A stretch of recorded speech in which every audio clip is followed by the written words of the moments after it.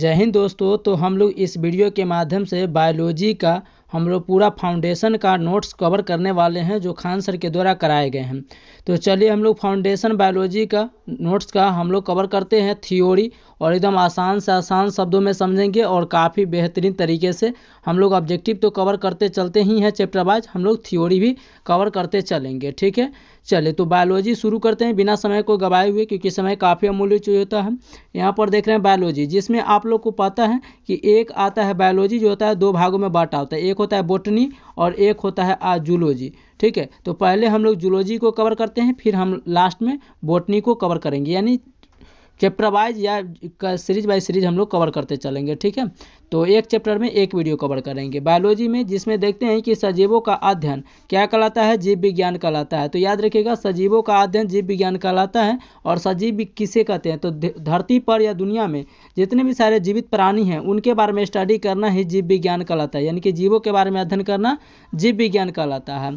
अब जीव विज्ञान के जनक कौन है, तो ये एग्जाम के लिए काफ़ी महत्वपूर्ण है कि जीव विज्ञान के जनक अरस्तु हैं, और जीव विज्ञान के दो भागों में बांटा जाता है, जूलॉजी और बोटनी। तो हम लोग पहले जूलॉजी को देखने वाले हैं, फिर एक एक चैप्टर करके हम लोग बोटनी को कवर करेंगे। ठीक है, जूलॉजी में हम लोग जीव जंतु के बारे में पढ़ते हैं और बोटनी में हम लोग पेड़ पौधों के बारे में पढ़ते हैं। ठीक है, तो आइए हम यहाँ से शुरू करते हैं। अब जूलॉजी, तो जूलॉजी के अंतर्गत जंतुओं का अध्ययन किया जाता है, जीव जंतुओं का अध्ययन करते हैं। और जूलॉजी के जनक जो हैं अरस्तु है। तो बायोलॉजी और जूलॉजी ये दोनों का जनक कौन है, तो अरस्तु।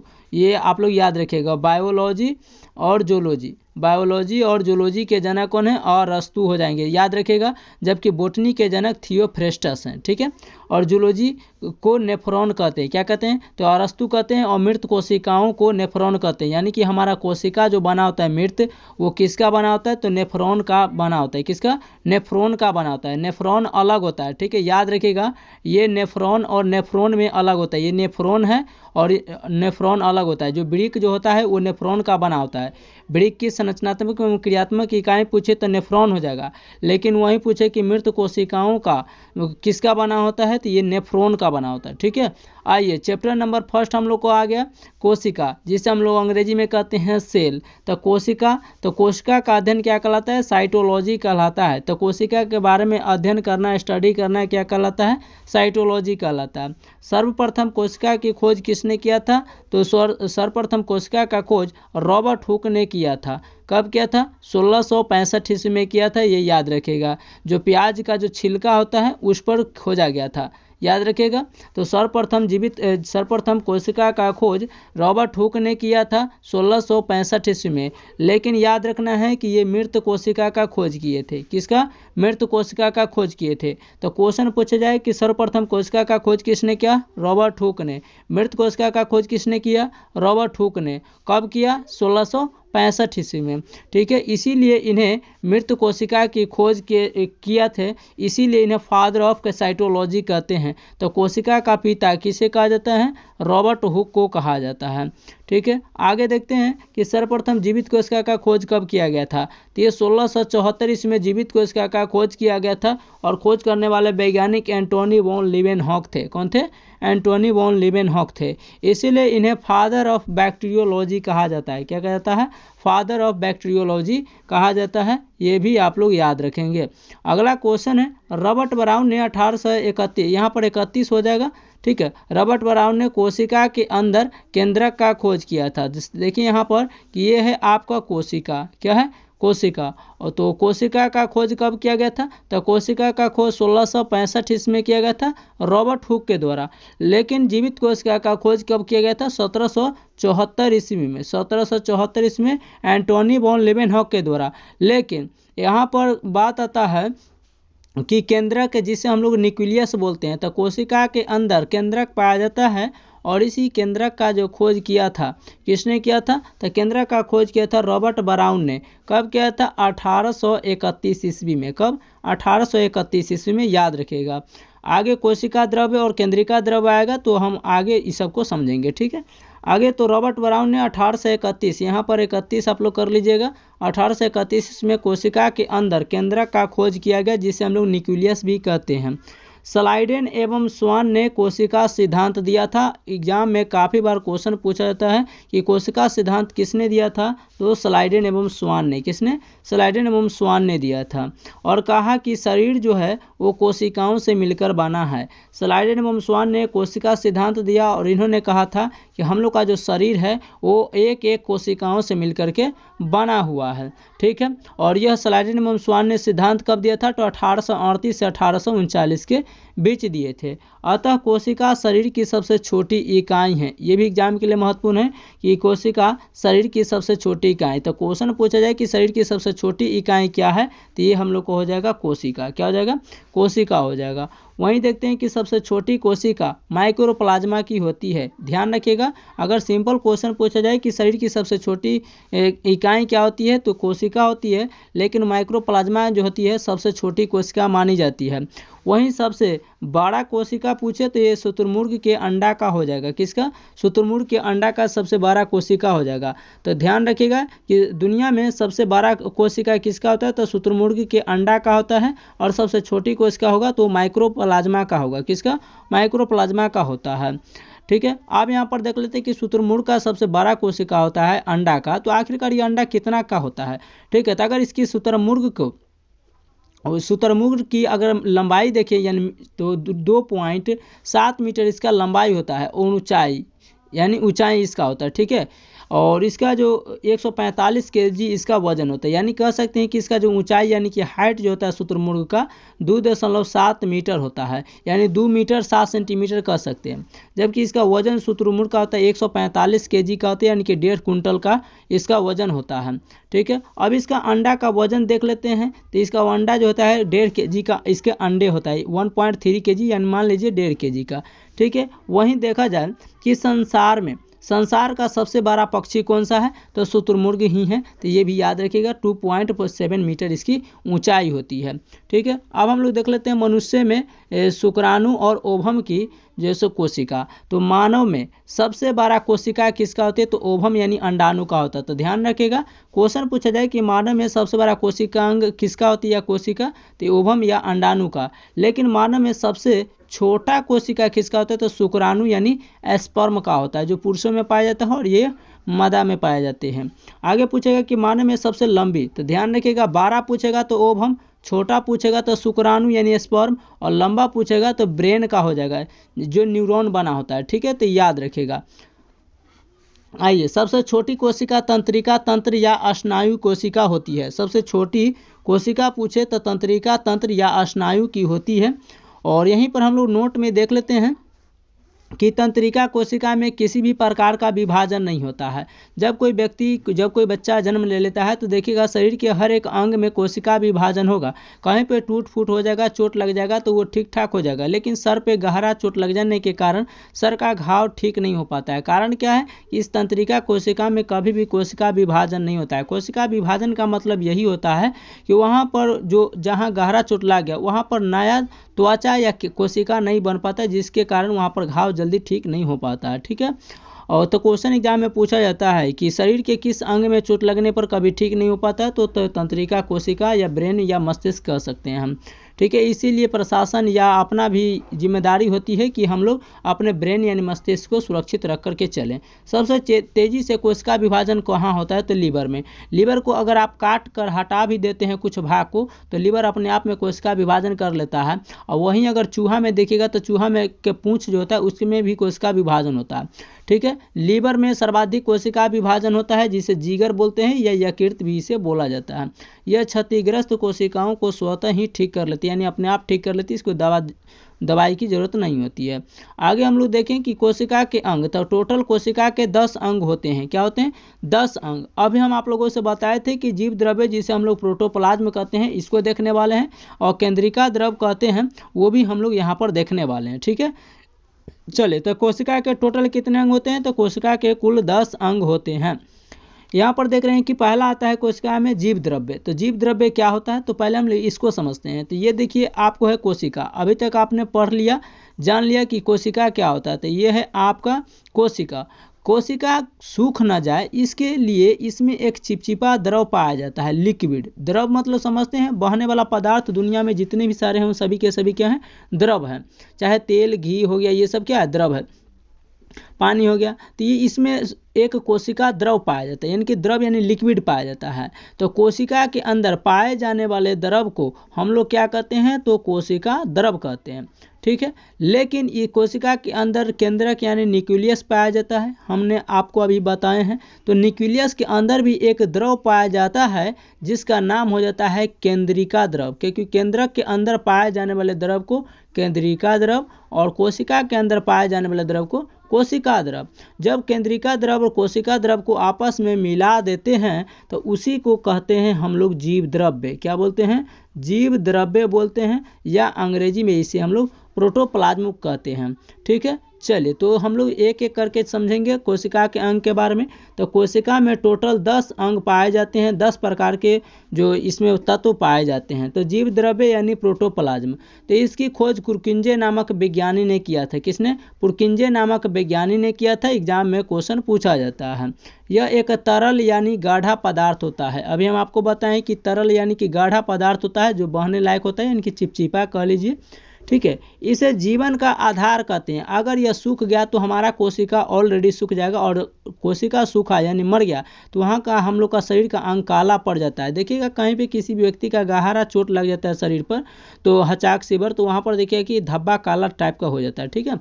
तो ये कोशिका जीव द्रव्य को हम लोग जीवन का आधार कहते हैं। ये जीव द्रव्य सूखा, हमारा कोशिका मर जाएगा, और हमारा कोशिका मरेगा तो हमारा शरीर का त्वचा जो होगा, हर एक त्वचा सड़ना और गलना शुरू कर देगा। सभी जैविक की क्रियाएं यानी कि जीवन की जितनी भी सारी क्रियाएं होती हैं इसी द्रव के अंदर होती है, जीव द्रव्य में। इसका 80% भाग जो होता है वो जल का बना होता है। याद रखिएगा, क्वेश्चन पूछा जाए कि जीव द्रव्य का 80% भाग बना होता है, तो ये जल का बना होता है 80% भाग। यह 2 प्रकार की होती है। हमने आपको अभी बताए हैं कि कोशिका के अंदर जीव द्रव्य पाए जाते हैं जिसे कोशिका द्रव कहते हैं, और केंद्रक के अंदर पाए जाने वाले द्रव को केंद्रिका द्रव कहते हैं। क्वेश्चन पूछा जाए कि जीव द्रव्य कितने प्रकार के होते हैं, आपका आंसर हो जाएगा 2 प्रकार के। कोशिका में पाए जाने वाले द्रव कोशिका द्रव, केंद्रक के अंदर पाए जाने वाले द्रव को केंद्रिका द्रव कहते हैं, ठीक है। आगे यहाँ पर देखते हैं कि कोशिका द्रव कोशिका को सूखने से बचाता है। हमने आपको अभी जस्ट बताया कि कोशिका में जो लिक्विड पाया जाता है, यानी कि द्रव पाया जाता है, वो कोशिका को सूखने नहीं देता। अगर ये सूख गया तो ये मर जाएगा, और मर जाएगा तो वहाँ पर काला हो जाएगा, और फिर हम लोग का त्वचा जो है एक एक करके खराब हो जाता है, ठीक है। तो इस तरीके से ये द्रव जो है कोशिका को सूखने से बचाता है ताकि हमारा कोशिका जीवित रहता है। अगला पॉइंट आता है कि कोशिका भित्ति। तो कोशिका भित्ति, इससे भी क्वेश्चन काफ़ी सारे आते हैं एग्जाम में। तो कोशिका के दूसरा जो अंग है वो उसे कहते हैं कोशिका भित्ति, अंग्रेजी में इसे कहते हैं सेल वॉल। क्या बोलते हैं, सेल वॉल बोलते हैं। यह सेलुलोज का बना होता है। एग्जाम में क्वेश्चन पूछा जाता है कोशिका भित्ति किसकी बनी होती है, याद रखना है सेलुलोज का बना होता है। क्या यह मानव में पाया जाता है, तो मानव में यह बिल्कुल नहीं पाया जाता है। आप कहेंगे कैसे नहीं पाया जाता है, तो देखिए ये कोशिका जो भित्ति होते हैं काफ़ी कड़वा होता है। काफ़ी कड़वा मतलब समझते हैं, कारा होता है, हार्ड टाइप का होता है, ठीक है। तो जिस वस्तु में या जीव जंतु में यह पाया जाएगा उसका त्वचा जो होगा, ऊपर वाला छिलका यानी मांस कह लीजिए, वो जो होगा काड़ा होगा। तो हम लोगों में यानी जीव जंतु में नहीं पाई जाती है, यह पाई जाती है सिर्फ पेड़ पौधों में, ठीक है। तो यह सेलुलोज का बना होता है, और यह केवल पादपों, पादप मतलब क्या होता है, तो देखिए पादप में पेड़ पौधा दोनों आ जाएगा, ठीक है। एक होता है आपको पौधा, यहाँ पर समझिए आप लोग, एक होता है पौधा, एक होता है पेड़, ठीक है। तो पौधा किसको कहते हैं, तो एक जगह से दूसरी जगह उखाड़ करके लगा सकते हैं, जो छोटा सा होता है ना, छोटा छोटा, उसे कहते हैं पौधा। और जिसे एक जगह से दूसरी जगह उखाड़ के लगाना असंभव है, यानी कि एकदम बड़ा सा जटिल हो गया, उसे कहते हैं पेड़, ठीक है। तो यह पादपों में पाया जाता है, यानी पेड़ पौधों में पाया जाता है। यह पेड़ पौधों को सुरक्षा देता है। तो ऊपर का जो छिलका होता है उसका, यानी पेड़ पौधा का त्वचा देखिएगा तो काफ़ी हार्ड होगा, लेकिन हम लोग का काफ़ी सॉफ्ट होता है, ठीक है, मुलायम होता है, लेकिन इसका काफ़ी हार्ड कड़वा होता है। तो ये पेड़ पौधों में पाई जाती है। क्वेश्चन पूछा जाता है यहाँ से 2 प्रश्न कि कोशिका भित्ति बनी होती है सेलुलोज को, क्या यह मानव में पाया जाता है, बिल्कुल नहीं। क्या यह पेड़ पौधों में पाया जाता है, बिल्कुल पाया जाता है, ठीक है, क्योंकि पेड़ पौधों को सुरक्षा देता है। आगे हैं कि जीवाणु एक पादप होता है। याद रखिएगा, जीवाणु जो होता है बैक्टीरिया, वो एक प्रकार का पेड़ पौधा के जाति के रूप में गिना जाता है। तो एक क्वेश्चन पूछेगा कि जीवाणु क्या होते हैं, तो एक पादप होते हैं। जिसकी कोशिका भित्ति जो होता है पेप्टिडोग्लाइकेन की बनी होती है। याद रखिएगा, जीवाणु पादप तो होता है लेकिन उसका कोशिका जो भित्ति, उसका शरीर का जो ऊपर वाला जो त्वचा बना होता है, छिलका बना होता है, मांस जो बनाता है, वो कोशिका भित्ति के ना बन करके पेप्टिडोग्लाइकेन का बना होता है। कवक की कोशिका भित्ति काइटिन की बनी होती है। किसकी? काइटिन की बनी होती है। मछली का कोशिका भित्ति किसका बना होता है? तो मछली का भी तो कोशिका भित्ति काइटिन का बना होता है। किसका? काइटिन का बना होता है। याद रखिएगा, उसका चोइटा जो होता है उसका, वो काइटिन का बना होता है। ठीक है, चलिए आगे देख लेते हैं। कोशिका के तीसरा अंग जिसे कोशिका झिल्ली कहते हैं, अंग्रेजी में सेल मेम्ब्रेन कहते हैं, यह हम लोगों में पाया जाता है। ठीक है, यह जंतु तथा पादप दोनों में पाया जाता है। तो ये कोशिका झिल्ली जो है जंतुओं में पाया जाता है, हम लोग में भी, और पेड़ पौधों में भी पाया जाता है, यानी कि यह दोनों में पाया जाता है। यहाँ से क्वेश्चन पूछा जाता है। ऑप्शन में देता है कि कोशिका झिल्ली पाया जाता है, ऑप्शन ए में देगा जंतु, ऑप्शन बी में दे देगा पादप, और ऑप्शन सी में दे देगा दोनों। ठीक है, तो याद रखिएगा, कोशिका के अंदर के सभी अवयव इसी झिल्ली के अंदर रहते हैं। तो कोशिका में जो टोटल 10 अंग देखे हैं, 10 अंग में से 9 अंग जो होता है इसी कोशिका झिल्ली के अंदर रहते हैं। और नाम से स्पष्ट चल रहा है कि यह झिल्ली है, तो झिल्ली है तो इसके आर पार देखने पर थोड़ा थोड़ा दिखाई देगा। तो ये जो होता है आपको पारभाषक होता है, या अर्ध पारगमय कह सकते हैं। क्या कह सकते हैं? अर्ध पारगमय कह सकते हैं। ठीक है, तो याद रखिएगा कि कोशिका झिल्ली कैसा होता है, तो अर्ध पारगमय होता है। फिजिक्स में आप लोग को पढ़ना था कि एक होता है पारगमय और एक होता है अर्ध पारगमय, एक होता है पारभाषक। तो अर्ध पारगमय मतलब थोड़ा थोड़ा आर पार देख सकते हैं, उसे अर्ध पारगमय। जिसे पूरा पूरा आर पार क्लियर देख सकते हैं उसे पारगमय, और जिसे क्लियर पूरा नहीं देख सकते हैं, एकदम बिल्कुल नहीं, तो उसे कहते हैं पारभाषक। क्या बोलते हैं? पारभाषक बोलते हैं। ये आप लोग फिजिक्स में पढ़े होंगे। ठीक है, चलिए, तो ये सभी अवयव इसी झिल्ली के अंदर होते हैं। कोशिका के 9 अंग, यह कोशिका के अंदर जाने वाले पदार्थों का नियंत्रण करता है। कोशिका में जो भी पदार्थ जाते हैं उसको छानने का, फिल्ट्रेशन करने का काम कौन करता है? कोशिका झिल्ली करता है। ठीक है, जैसे हम लोग दूध को छानते हैं छन्नी से, या चाय को छानते हैं छन्नी से, तो देखिएगा कि चाय पत्ती ऊपर ही अटक जाता है। सेम उसी तरीके से जो भी आवश्यक पदार्थ होते हैं वही कोशिका के अंदर जा पाती है, बाकी अन्य पदार्थों को यह छानने का या नियंत्रण करने का काम करता है। यह अर्ध पारगमय होता है।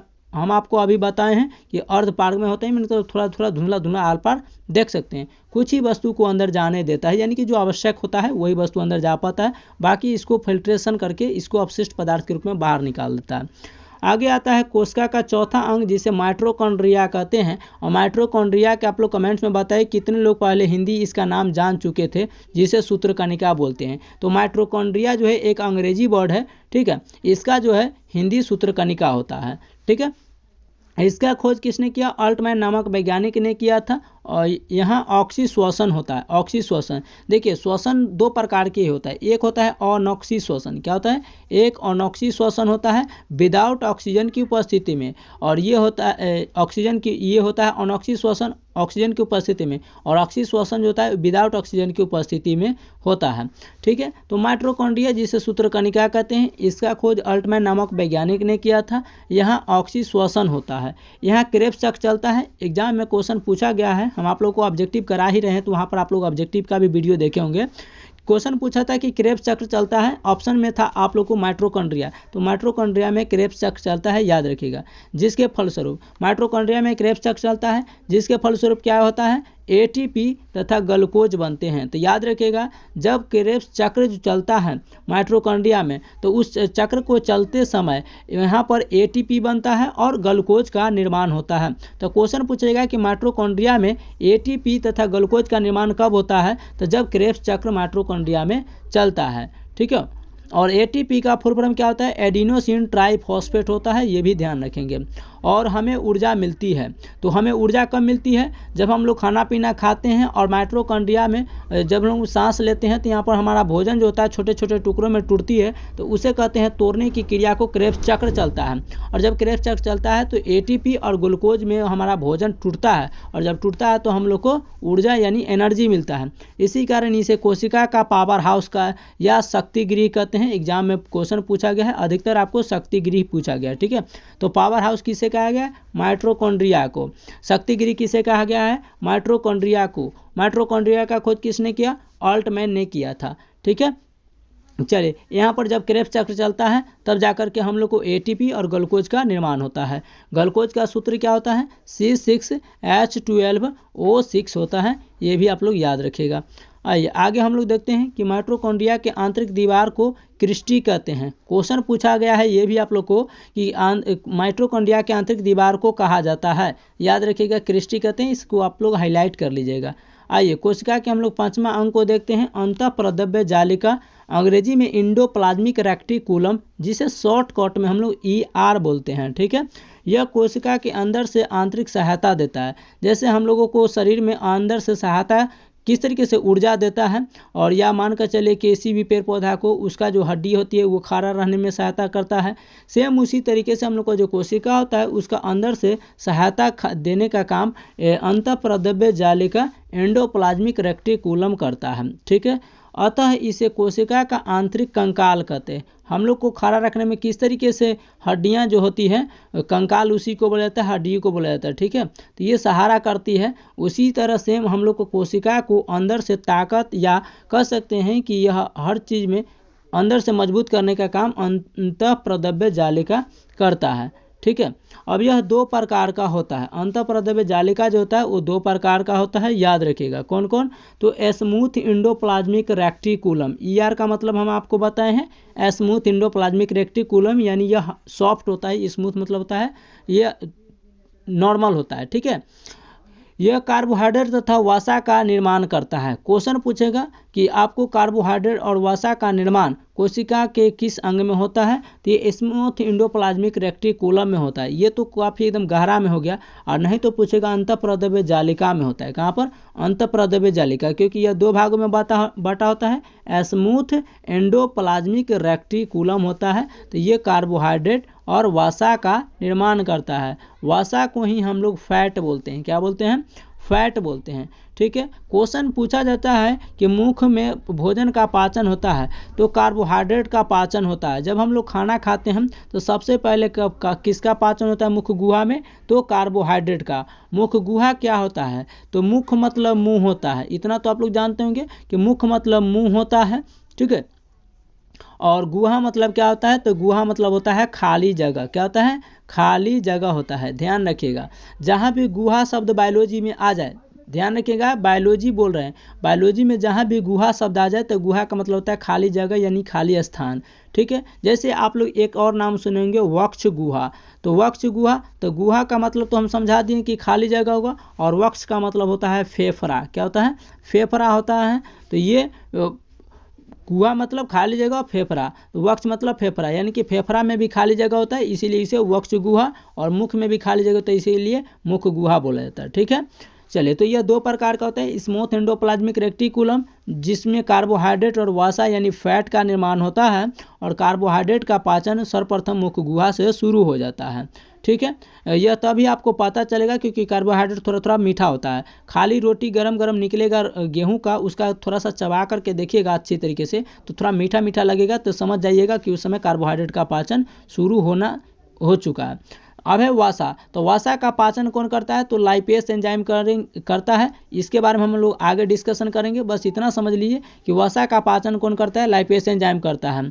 कैसे याद रखेंगे? तो देखिए, घी तेल ये सब क्या है? वसा है। ठीक है, या चौक चौराहे पर जितने भी सारे फूड फाड खाते हैं आप लोग, तो ये सब वसा है, लेकिन खाना नहीं चाहिए, लेकिन आप लोग की इच्छा, तो ये सब वसा है। अब वसा का पाचन कौन करता है? लाइपेस एंजाइम करता है। अब याद रखेंगे कैसे? तो देखिएगा कि छोटे छोटे जो मान कर चले मिडिल परिवार या गरीब परिवार जो होते हैं, चाहे किसी भी घर में हो, तो किसी का घी जुड़ता है तो घी रोटी में लपेट कर खाता है, तो कोई सरसों का तेल और नमक लपेट करके खाता है। तो हम लोग को घर में जब कोई बच्चा रोता था या रोता है तो उस समय क्या होता है कि सरसों का तेल और नमक छिड़क करके रोटी में लपेस करके देते हैं। ध्यान रखिएगा, लपेस करके। तो सरसों का तेल भी क्या है? वसा यानी फैट है। कैसे देते हैं? लपेस करके, यानी कि लाइपेस एंजाइम को पचाने का काम करता है। ठीक है, आगे आता है आप लोग को दूसरा रफ एंडोप्लाज्मिक रेक्टिकुलम।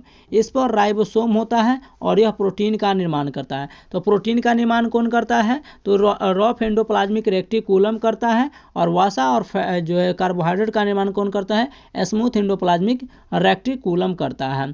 ठीक है, याद रखिएगा। अब यहाँ पर देख लेते हैं कोशिका के 6ठा अंग जिसे हम लोग राइबोसोम बोलते हैं। ठीक है, इसे हिंदी में राइबोसोम और इंग्लिश में भी राइबोसोम बोलते हैं। इसका खोज कब किया गया? 1955 में। तो राइबोसोम का खोज किसने किया था? रोमानिया के वैज्ञानिक 1955 में किए थे। अब वो रोमानिया के वैज्ञानिक कौन थे? तो जीव वैज्ञानिक जॉर्ज पोलैंड ने किया था।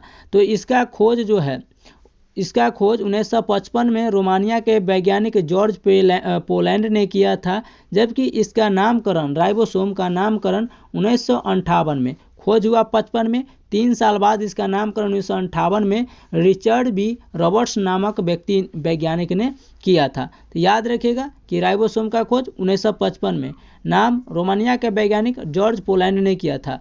बल्कि इसका नामकरण देने वाला कौन था? तो ये था रिचर्ड वी रॉबर्ट्स नामक वैज्ञानिक 1958 में।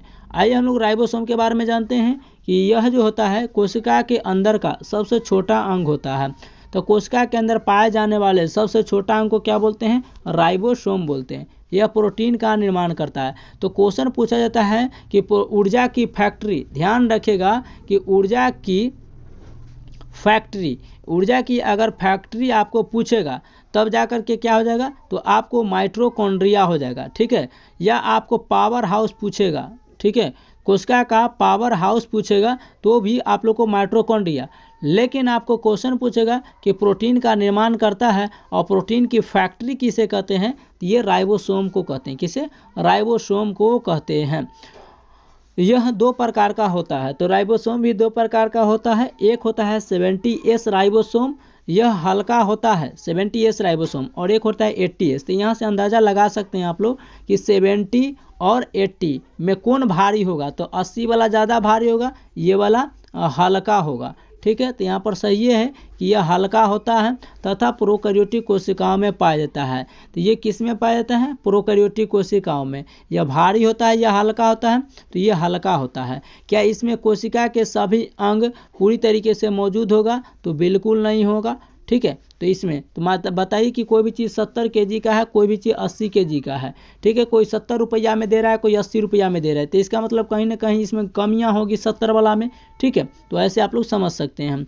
आगे है 80S राइबोसोम, यह भारी होता है तथा यूकैरियोटिक कोशिकाओं में पाया जाता है। अब हम लोग यूकैरियोटिक और प्रोकैरियोटिक के बारे में आगे डिस्कशन करते चलेंगे। आगे देख लेते हैं sedimentation coefficient, Golgi body and Golgi approach. इसकी खोज किसने किया था? कैमिलो गोल्जी ने किया था, ये याद रखिएगा, इसीलिए इनका नाम पड़ गया गोल्जी, ठीक है। यह पदार्थों का परिवहन करता है। तो कोशिका में पदार्थों का परिवहन यानी जल का परिवहन करना हो या कुछ पदार्थों को निकालना हो या अंदर ले जाना हो, तो इसका काम कौन करता है? तो सेडिमेंटेशन कोफिशिएंट या इसे गोल्जी बॉडी या गोल्जी एप्रोच कहते हैं, इसकी परिवहन करता है, ठीक है, अर्थात यातायात का सहायक होता है। तो कोशिका में किसी भी पदार्थ को लाना है या ले जाना है, इसका परिवहन या ढोने का काम ये करता है, सेडिमेंटेशन करता है, ठीक है। आगे आते हैं कोशिका के हम लोग 7वां अंग जो एग्जाम के लिए तो और बेहतरीन है, तो ये सेंट्रोसोम बोला जाता है और इसे हिंदी में तारक काय कहते हैं। तो बायोलॉजी का थोड़ा सा हिंदी वर्ड जो है ना काफ़ी डिफ़िकल्ट है, ठीक है, लेकिन चलिए याद हो जाएगा, बार बार देखिएगा रिवीजन करके। तो सेंट्रोसोम जिसे हम लोग हिंदी में तारक काय कहते हैं, यह कोशिका विभाजन करता है, यानी कोशिका कहीं भी मर गया या किसी तरीके से काम नहीं करता है तो कोशिका के बनाने का काम कौन करता है? सेंट्रोसोम करता है। अगर कोई कोशिका कार्य नहीं कर रहा है, ठीक है, तो उसको मारने का भी काम यही करता है, ठीक है। तो यह मस्तिष्क में नहीं पाया जाता है, जिसके कारण मस्तिष्क में हमारा गहरा चोट अगर लग जाता है तो मस्तिष्क ठीक नहीं हो पाता है। अगर मस्तिष्क में यह सेंट्रोसोम पाया जाता और आरबीसी में भी नहीं पाया जाता है, ये भी ध्यान रखिएगा कि यह आरबीसी और मस्तिष्क में नहीं पाया जाता है। अगर आरबीसी अगर खराब हो गया तो फिर से आपको आरबीसी में विभाजन किसी भी तरीके से नहीं होता है, ठीक है। देखिएगा कि आरबीसी बदलवाना पड़ता है।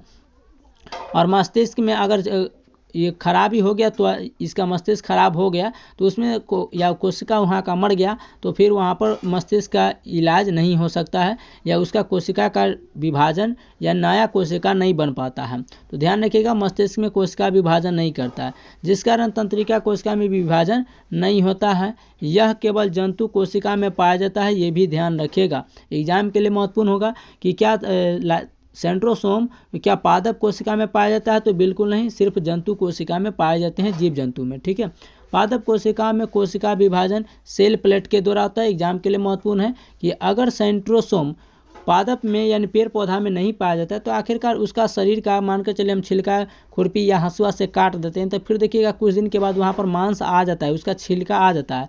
तो आखिरकार कोशिका विभाजन होता कैसे? अगर सेंट्रोसोम नहीं पाया जाता है तो उसमें सेल प्लेट के द्वारा होता है। किसके द्वारा? Cell plate. सेंट्रोसोम को खोज किसने किया था? तो बोवेरी नामक वैज्ञानिक ने किया था। एग्जाम के लिए महत्वपूर्ण है। ठीक है, चलिए अगला है लाइसोसोम। लाइसोसोम भी एग्जाम के लिए महत्वपूर्ण है। यह कोशिका के अंदर पाचन का काम करता है। तो सेंट्रोसोम नए कोशिका का निर्माण करने में हेल्पफुल होता है, जबकि अगर जो भी कोशिका हमारे अंदर कार्य नहीं करता तो उसको मारने का पचाने का काम यही करता है, यानी कि यह अपघटन का काम करता है। ठीक है, तो यह कोशिका के अंदर पाचन का कार्य करता है और इसके अंदर जल अपघटक एंजाइम पाया जाता है। क्वेश्चन पूछेगा कि लाइसोसोम के अंदर कौन सा एंजाइम पाया जाता है? जल अपघटक एंजाइम पाया जाता है। जल अपघटक मतलब जल को सोखने वाला एंजाइम पाया जाता है। कोशिका के अंदर का कोई अंग यदि काम नहीं करता है तो लाइसोसोम जो है उस अंग को नष्ट कर देता है। ठीक है, तो इसमें एंजाइम पाया जाता है और एंजाइम आप लोग समझते हैं कि तेजाब की तरह होता है। तो कोशिका के अंदर कोई भी अंग, अब हम आपको बताएं कि 10 अंग होते हैं कोशिका के अंदर, अगर कोई अंग काम करना छोड़ दे तो उस पर यह छिड़क देता है अपना एंजाइम को, जल अपघटक एंजाइम को, और उसको मार करके ख़त्म कर देता है और फिर नए कोशिका का निर्माण कौन करता है? तो अभी हम आपको बताए हैं कि सेंट्रोसोम करता है। कौन करता है? सेंट्रोसोम करता है। ठीक है, तो ये भी आप लोग याद रखिएगा। आइए आगे हम लोग देखते हैं कि जब पूरी कोशिका कार्य नहीं करती है तो यह अब फट जाता है। कोशिका में टोटल 10 अंग होते हैं तो एक आध दो काम नहीं करता है तो ये छिड़ी के देता है, बाकी वो कोशिका मर जाता है, फिर नए कोशिका का निर्माण सेंट्रोसोम कर देता है। लेकिन कोशिका का अगर सब अंग काम न करता है तो यह अपने आप को फाड़ लेता है, एक बम की तरह विस्फोट कर लेता है और इससे निकलने वाला जल अपघटक एंजाइम सब पर पड़ता है और सब मर करके खत्म हो जाता है, जिससे पूरी कोशिका नष्ट हो जाती है और अतः इसे आत्महत्या की थैली या एटम बम कहते हैं। तो याद रखिएगा, एग्जाम में पूछा गया है कि आत्महत्या की थैली किसे कहा गया है? तो ये लाइसोसोम को कहा जाता है। या एटम बम किसे कहा जाता है? तो ये लाइसोसोम को कहा जाता है। तो ये याद रखिएगा, एग्जाम में काफ़ी बार पूछा गया है और ऑब्जेक्टिव आप लोग देखते होंगे तो चैप्टर वाइज कराते हैं तो काफ़ी आप लोग को वहाँ से टच कर रहा होगा। आगे कि इसका खोज किसने किया था? तो डी डुबे नामक वैज्ञानिक ने किया था। लाइसोसोम का खोज किसने किया? डी डुबे नामक ने किया था। और बोवेरी जो थे वो सेंट्रोसोम की खोज किए थे। आरबीसी के अंदर लाइसोसोम नहीं पाया जाता है तो पता चलता कि आरबीसी में अंदर अपने आप फट जाता। आरबीसी कभी कभी अचानक जैसे पूरा आरबीसी खून नष्ट हो जाता। ठीक है, तो ये आरबीसी के अंदर पाया नहीं जाता है। तो क्वेश्चन पूछेगा कि ये किसके अंदर लाइसोसोम नहीं पाया जाता है? तो आरबीसी, रेड ब्लड कार्पस इसका फुल फॉर्म होता है, इसके अंदर नहीं पाया जाता है। ठीक है, आरबीसी का जीवन काल कितना होता है? 120 दिन का होता है। 120 दिन यानी कह सकते हैं कि ये 4 महीना होगा, क्योंकि 120 दिन बराबर कितना होता है? एक महीना में 30 दिन होता है तो 120 दिन में अगर डिवाइड कीजिएगा तो 3 चौक 12 यानी कि 4 महीना होगा। कितना?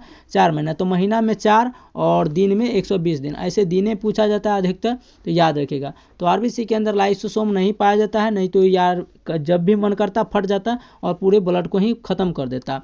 तो अतः आरबीसी मरने के बाद कहाँ जाता है? ये भी मन में सवाल आता होगा कि आखिरकार आरबीसी भी तो मरता होगा। तो बिल्कुल मरता है। तो ये मरने के बाद एस्पिलिन, जिसे हम लोग पिलीहा या तिल्ली कहते हैं, वहाँ जाकर के मर जाता है। ठीक है, मरने के बाद इसीलिए एस्पिलिन या पिल्ली या तिल्ली को, इसे हम लोग एस्पिलिन का कब्रिस्तान कहते हैं। क्या कहते हैं? कब्रिस्तान। तो क्वेश्चन पूछेगा कि आरबीसी मरने के बाद कहाँ जाकर नष्ट होती है? तो एस्पिलिन, पिलीहा या तिल्ली में।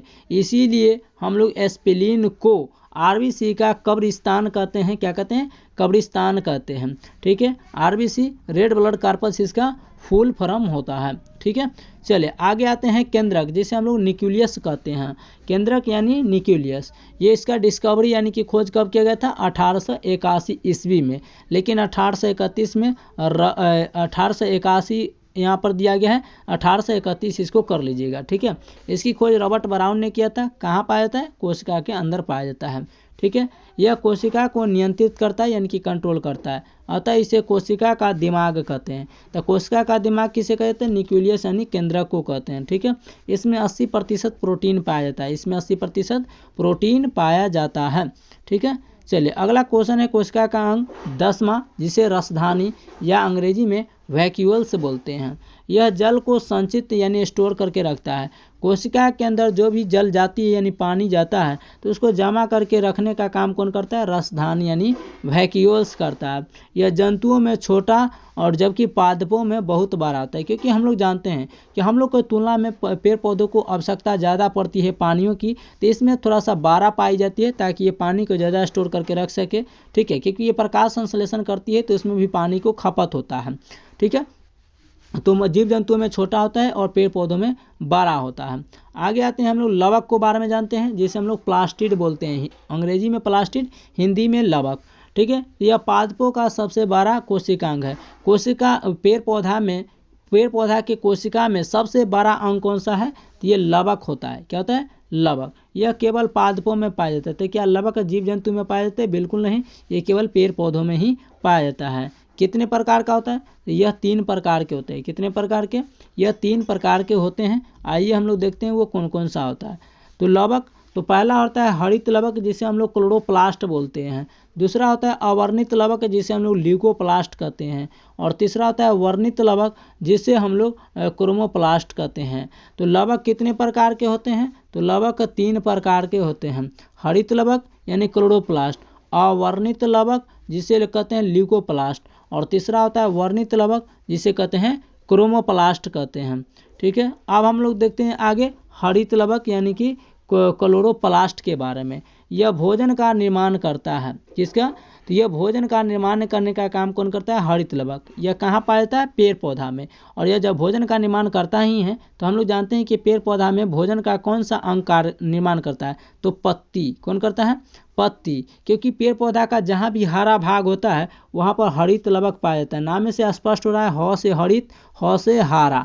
तो पेड़ पौधा का जो भी अंग आपको हरा दिख जाए वहाँ पर हरित लवक मौजूद रहता है। और जब पेड़ पौधा का जो भी अंग हरा होगा वो भोजन का निर्माण करता है। किसका निर्माण करता है?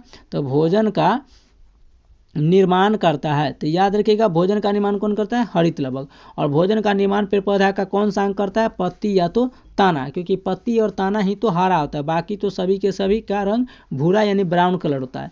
यह भोजन का निर्माण करता है, यह पत्ती तथा तना यानी स्टेम में पाया जाता है। आगे है अवर्णित लवक, जिसे हम लोग ल्यूकोप्लास्ट बोल रहे हैं।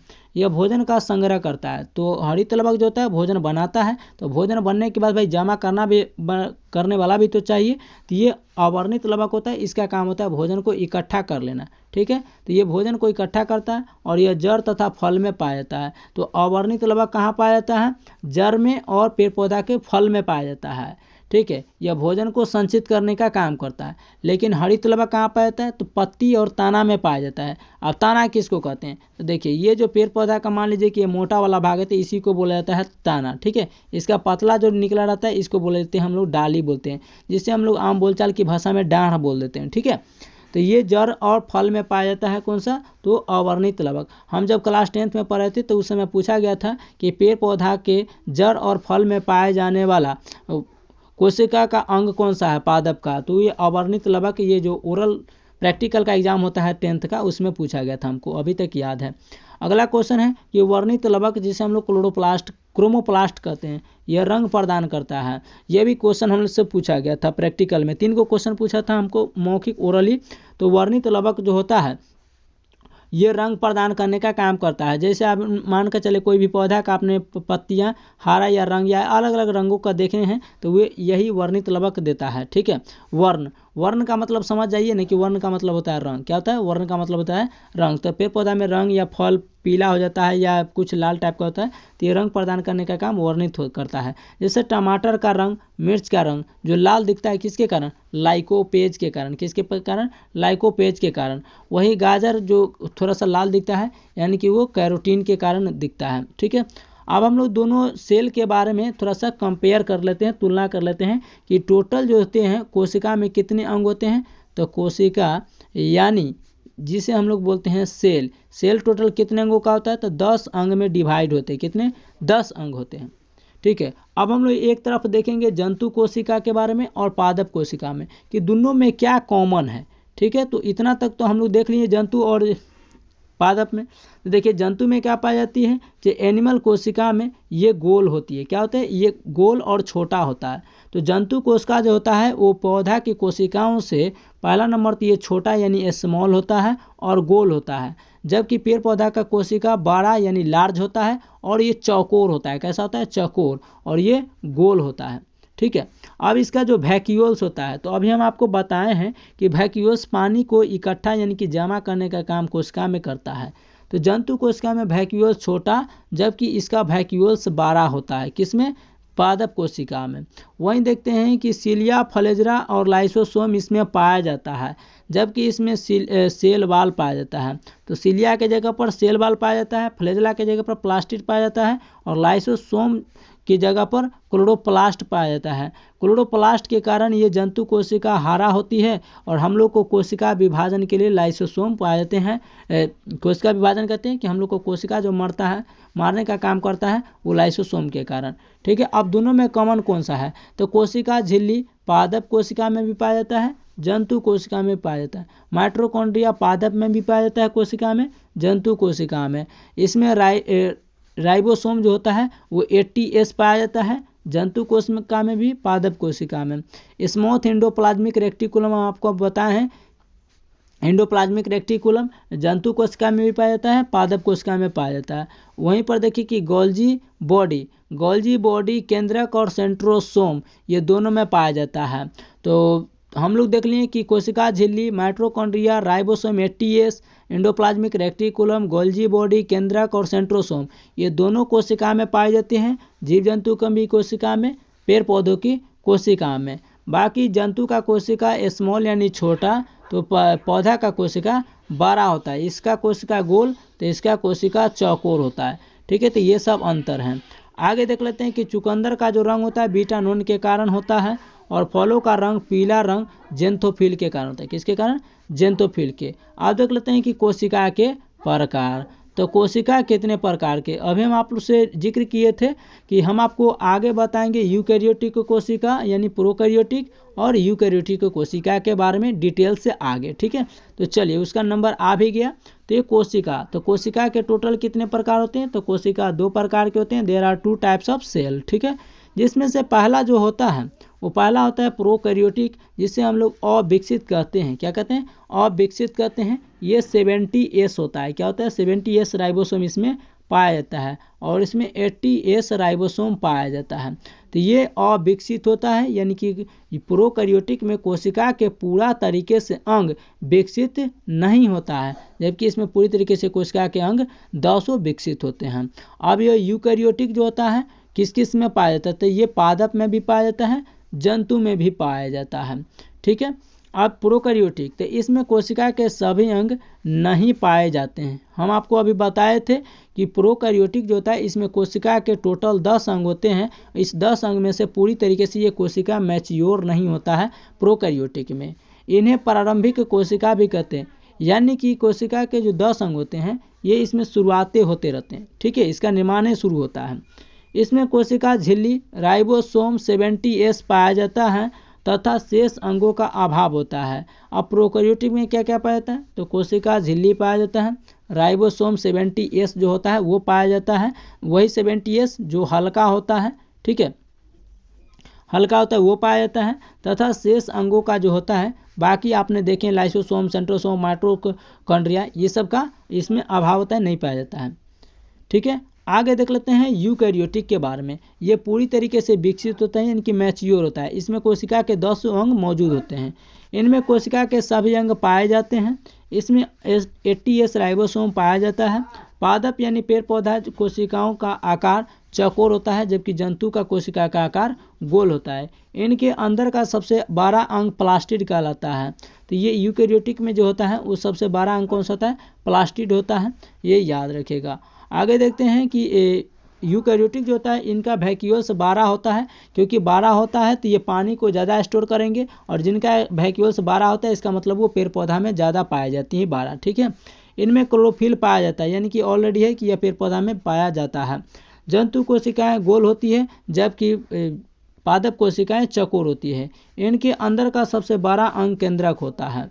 तो ये 80S जो यूकैरियोटिक है, ये केंद्रक इसका 12 होता है, इसका जो वैक्यूल्स होता है वो भी 12 होता है और 70S वाला छोटा होता है। अब यहाँ पर एक क्वेश्चन आप लोग से पूछा जा रहा है, इसका आंसर आप लोग बताइएगा कमेंट्स में कि बिना कोशिका भित्ति वाले कोशिका में क्या नहीं पाया जाता है। तो वैसा कोशिका जिसमें कोशिका भित्ति नहीं पाया जाता है तो उसमें से क्या नहीं पाया जाता है? लाइसोसोम, एंडोप्लाज्मिक रेटिकुलम, क्लोरोफिल या माइटोकॉन्ड्रिया। बताइए वैसा कोशिका जिसके चारों तरफ से कोशिका भित्ति नहीं पाई जाती उसमें क्या नहीं पाया जाता होगा। ठीक है, आप लोग को कमेंट्स में बताना है। अब यहाँ पर देख लेते हैं यूकैरियोटिक और प्रोकैरियोटिक। प्रोकैरियोटिक 70S होता है और यूकैरियोटिक 80S होता है। अब दोनों में अंतर देख लेते हैं, कौन छोटा कौन बड़ा होता है। प्रोकैरियोटिक छोटा होता है, यूकैरियोटिक बड़ा होता है। इसमें नो इन्वॉल्व लगा होता है और नो इसमें न्यूक्लियस पाया जाता है। इसमें न्यूक्लियस पाया जाता है, श्वसन जीव द्रव्य से होता है। प्रोकैरियोटिक जो होता है श्वसन किसके माध्यम से करता है? जीव द्रव्य से करता है, यानी प्रोटोप्लाज्म से। इसमें पेप्टिडोग्लाइकोन 70S होता है, हमने आपको अभी बताया कि इसमें 70S पाया जाता है। ठीक है, इसमें न्यूक्लियस पाया जाता है, बिल्कुल सही। इसका आकार बड़ा होता है। इसमें इन्वॉल्व और न्यूक्लियस पाया जाता है। इसमें श्वसन माइटोकॉन्ड्रिया के द्वारा होता है, तो इसमें श्वसन जीव द्रव्य के यानी कि प्रोटोप्लाज्म के द्वारा होता है। इसमें सेलुलोज पाया जाता है, इसमें 80S राइबोसोम पाया जाता है। अब दोनों में कॉमन कौन कौन सा पाया जाता है? तो दोनों में सिलिया भी पाया जाता है, फ्लैजेला भी पाया जाता है, दोनों में DNA भी होता है, जीव द्रव्य भी होता है यानी प्रोटोप्लाज्म, दोनों में प्रकाश संश्लेषण होता है यानी कि भोजन बनाने की प्रक्रिया भी होती है। इसमें कोशिका झिल्ली भी होता है, कोशिका भित्ति भी होता है, राइबोसोम भी होता है। क्योंकि इसमें 80S तो इसमें 70S होता है। ठीक है, तो ये दोनों कॉमन था। अब यहाँ पर देख लेते हैं कि mitochondria, Golgi body, centrosome, lysosome ये आपको बाहर होता है। ठीक है, आइए अब लोग हम चलते हैं गुणसूत्र के बारे में। गुणसूत्र जिसे हम लोग अंग्रेजी में क्रोमोसोम बोलते हैं। मानव में यह 23 जोड़ा और संख्या में 46 होता है। एग्जाम में आप लोग को काफ़ी कन्फ्यूजिंग चलता है कि मानव में गुणसूत्रों की संख्या पूछेगा तो आपको 46 लगाना है, जबकि वहीं पर आपको जोड़ा पूछेगा तो आपको 23 लगाना है, क्योंकि 23 दूना 46 होता है। इसकी खोज वाल्डेयर नामक वैज्ञानिक ने किया था। गुणसूत्र का खोज किसने किया था? वाल्डेयर नामक वैज्ञानिक ने किया था। और इसके ऊपर वाले भाग को सैटेलाइट कहते हैं। तो गुणसूत्र यानी कि जो क्रोमोसोम होता है इस तरीके से, ठीक है, तो इसके ऊपर वाले भाग को क्या बोलते हैं? सैटेलाइट। याद रखिए ना, क्योंकि सैटेलाइट कुछ इस तरीके से छूटता है, इस तरीके से सैटेलाइट छूटता है। तो ऊपर वाला भाग को हम लोग सैटेलाइट, मान लीजिए कि गुणसूत्र है तो ऊपर वाले भाग को सैटेलाइट बोला जाता है। क्या बोला जाता है? सैटेलाइट। इसके बीच वाले भाग को सेंट्रोसोम बोला जाता है। तो ये है, मान के चलिए आपको सैटेलाइट। ठीक है, तो क्रोमोसोम, तो ऊपर वाले भाग को सैटेलाइट, बीच वाला भाग को सेंट्रोसोम और इसके नीचे यहाँ वाला भाग को टेलोमर बोला जाता है। क्या बोला जाता है? टेलोमर। तो इसको बोला जाता है सैटेलाइट। क्या बोला जाता है? सैटेलाइट बोला जाता है। ठीक है, बीच वाले भाग को सेंट्रोसोम बोला जाता है। क्या बोला जाता है? सेंट्रोसोम बोला जाता है। और नीचे वाले भाग को टेलोमर बोला जाता है। क्या बोला जाता है? टेलोमर बोला जाता है। ठीक है, आइए आगे चलते हैं कि इसके बीच के धागे के समान रचना पाई जाती है। कुछ इस तरीके से होती है, आप लोग देखे होंगे। ठीक है, इसके बीच में धागे के समान रचना पाई जाती है जिसे हम लोग एरन बोलते हैं। क्या बोलते हैं? एरन बोलते हैं, ये याद रखिएगा। ठीक है, एरन बोलते हैं। चलिए अगला क्वेश्चन की तरफ चलते हैं हम लोग। यहाँ पर आगे कहते हैं कि क्रोमोसोम केंद्रक के अंदर पाया जाता है। यह है कोशिका, कोशिका के अंदर पाया जाता है केंद्रक यानी न्यूक्लियस जिसे बोलते हैं। क्या बोलते हैं? केंद्रक, या इसी को ना हम लोग न्यूक्लियस बोलते हैं। तो केंद्रक के अंदर क्या पाया जाता है? क्रोमोसोम या गुणसूत्र पाए जाते हैं। क्रोमोसोम के अंदर DNA होता है, यानी हम लोग देख लिए यहाँ पर यह है कोशिका। क्या है? ध्यान से समझिएगा आप लोग, यह है कोशिका। कोशिका के अंदर पाया जाता है क्या? केंद्रक। क्या पाया जाता है? केंद्रक। इस केंद्रक के अंदर क्या पाया जाता है? तो इस केंद्रक के अंदर पाया जाता है गुणसूत्र। क्या पाया जाता है? गुणसूत्र पाया जाता है। और इस गुणसूत्र के अंदर आपको पाया जाता है DNA। क्वेश्चन पूछेगा कि DNA कहाँ पाया जाता है? तो एक DNA पाया जाता है गुणसूत्र के अंदर, गुणसूत्र के अंदर। गुणसूत्र कहाँ पाया जाता है? केंद्रक में। और केंद्रक कहाँ पाया जाता है? कोशिका में। यानी कोशिका के अंदर क्या पाया जाता है? केंद्रक। केंद्रक के अंदर क्या पाया जाता है? गुणसूत्र। गुणसूत्र के अंदर क्या पाया जाता है? DNA। तो ये इसके अंदर होता है। ठीक है, तो DNA के अंदर जीन पाया जाता है। अब इसके और अंदर जो है वो जीन पाया जाता है, और जीन पर माता पिता के गुण पाए जाते हैं। यानी समझिए कि ये है आपका कोशिका यानी सेल। क्या है? सेल। इसके अंदर पाया जाता है आपको न्यूक्लियस यानी केंद्रक। ये है आपको केंद्रक, क्या है? केंद्रक यानी न्यूक्लियस, ठीक है। इसके अंदर पाया जाता है आपको क्रोमोसोम, क्या पाया जाता है? क्रोमोसोम, या इसके कह लीजिए कि गुणसूत्र पाया जाता है, ठीक है। गुणसूत्र के अंदर क्या पाया जाता है? तो इसके अंदर पाया जाता है आपको डीएनए, और डीएनए के अंदर क्या पाया जाता है? तो ये पाया जाता है यहाँ पर जीन पाया जाता है। तो हमने देखा कि कोशिका के अंदर क्या पाया जाता है? तो पहले केंद्रक के अंदर क्या पाया जाता है? गुणसूत्र के अंदर क्या पाया जाता है? डीएनए के अंदर क्या पाया जाता है? जीन। यानी हर एक कोशिका में क्या पाया जाता है? जीन पाया जाता है, ठीक है। तो क्वेश्चन पूछेगा जीन कहाँ पाया जाता है? कोशिका में। जीन कहाँ पाया जाता है? केंद्रक में। जीन कहाँ पाया जाता है? गुणसूत्र में। जीन कहाँ पाया जाता है? डीएनए में, क्योंकि सबसे अंतिम में जीन है। यानी ऐसे समझिए आप लोग कि अगर क्वेश्चन पूछेगा कि एक कार्टून आपने दुकान से सामान लाया और एक कार्टून सामान में उसमें सभी दाल बूट था, बिस्कुट था, ठीक है। तो कोई क्वेश्चन पूछेगा कि ये कार्टून में क्या है? तो बिस्कुट। फिर पूछेगा कि इस कार्टून में क्या है? तो बताइएगा दाल बूट। फिर पूछेगा कि इसमें क्या है? तो चॉकलेट। यानी सभी चीज़ कहाँ पाया गया है? कार्टून में। सेम उसी तरीके से जीन कहाँ पाया जाता है? कि डीएनए में पाया जाता है, बिल्कुल, क्योंकि डीएनए के अंदर जीन पाया जाता है। और डीएनए किसके अंदर होते हैं? गुणसूत्र के। गुणसूत्र किस में होते हैं? केंद्रक में। केंद्रक में क्या होते हैं? कोशिका होते हैं, ठीक है। चलिए आगे हम लोग देखते हैं। और जीन पर माता पिता के गुण पाए जाते हैं, अतः जीन ही आनुवंशिकता के आधार होती है। जीन भी माता पिता के गुण पर पाए जाते हैं। अब हम लोग देख लेते हैं मेल और फीमेल में गुणसूत्र की संख्या। फीमेल मतलब होता है स्त्री और मेल मतलब होता है पुरुष। फीमेल में जो होता है वो 44XY होता है। क्या होता है? 44XY क्रोमोसोम होता है। फीमेल में 44XX क्रोमोसोम होता है। मेल में एक और एक जो होता है, इसमें बार बेबी जो होता है नो ऑफ X-1 होता है, ठीक है। जबकि फीमेल में से 2 में से एक घटाइएगा तो इसमें बार बेबी होता है, तो ये एक होता है। अब यहाँ पर देखते हैं कि कुछ जीवों के गुणसूत्र आप लोग को समझ में आ रहा होगा। यहाँ पर 44XY होता है, तो हमेशा जो कोई भी स्त्री का अगर बेटा होगा या बेटी, निर्भर किस पर करता है? तो मेल पर करता है। किस पर?